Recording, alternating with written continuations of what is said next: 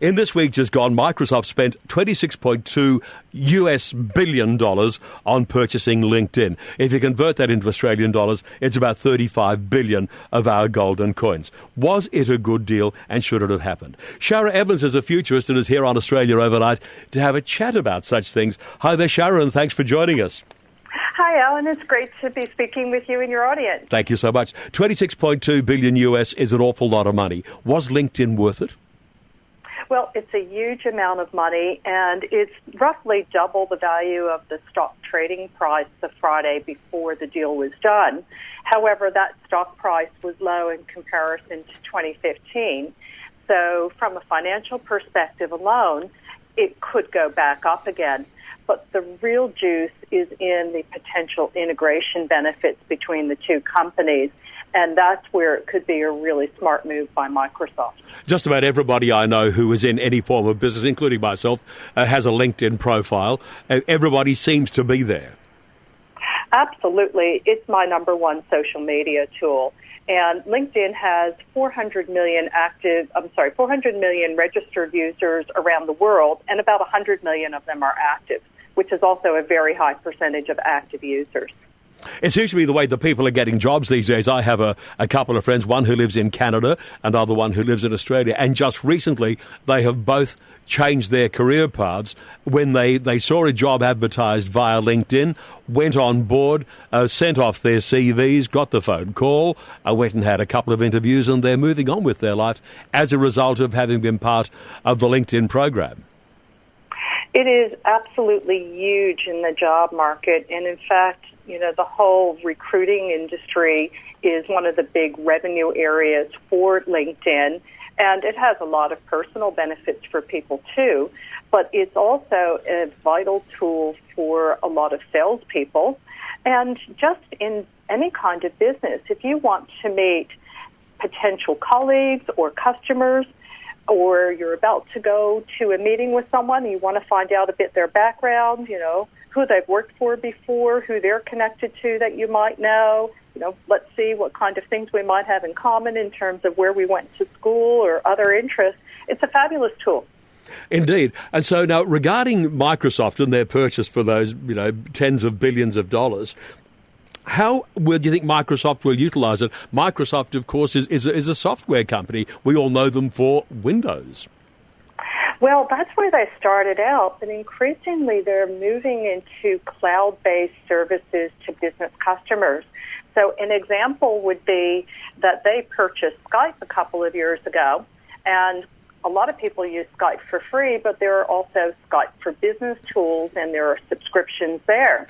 And can you imagine having Skype technology as part of LinkedIn where instead of just sending messages, you're connecting by voice as well? So there's a potential there. Microsoft is also moving its Office into the cloud. So rather than buying software once, they'd like you to have a subscription service. And again, you can imagine that there could be instances where Office could be integrated with LinkedIn and with your calendar system. And imagine that you've got a meeting coming up and you find out the latest news about the people you're meeting with and, other relevant information. And another area that Microsoft has moved into was the whole customer relationship management platform with a company called Dynamics. And there's a very, very strong synergy between that kind of management tool and the huge LinkedIn database of professionals. Well, when it comes to Microsoft, look, they seem to have been around since the beginning of time, don't they, when it comes to anything to do with computers or software. They had the challenge thrown down to them, or the gauntlet thrown down, if you like, by Apple, and Apple has surged forward. Microsoft seems to be like the second rung of these days. So competitively, does taking on LinkedIn make them more competitive against, say, Apple? Well, Apple's heading in a slightly different direction there. They're going very big into some of the consumer technologies and wearables, and they're even playing around in the driverless car industry. Yes.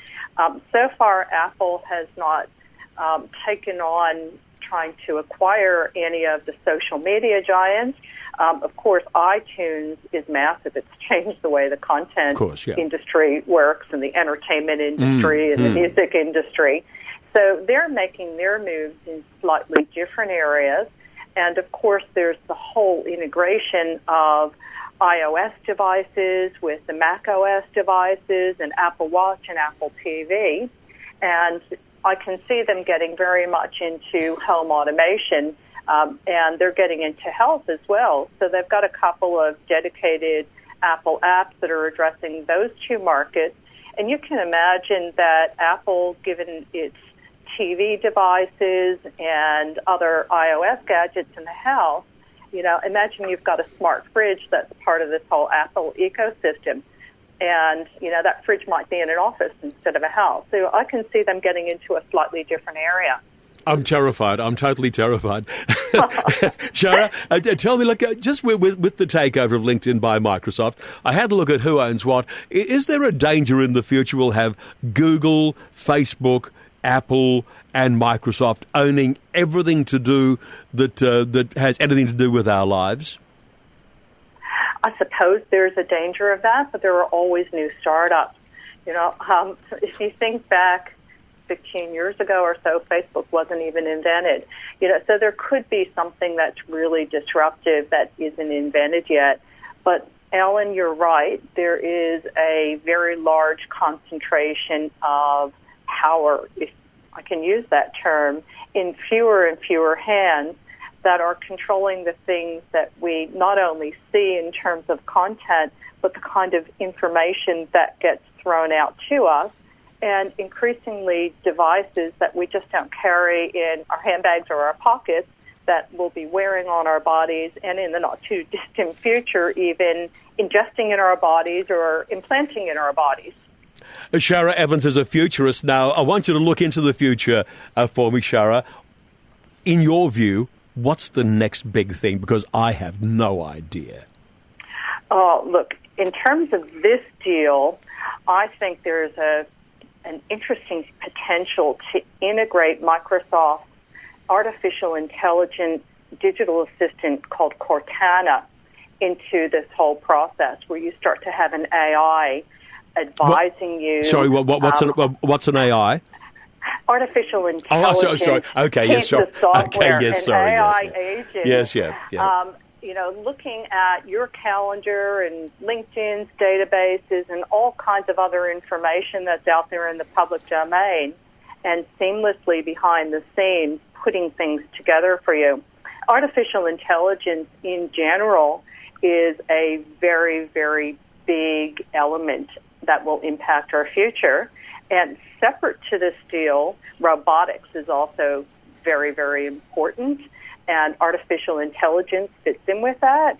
And then there are technologies like 3D printing that are going to disrupt a lot of industries like freight and logistics, and even mass customization, the whole retail shopping experience.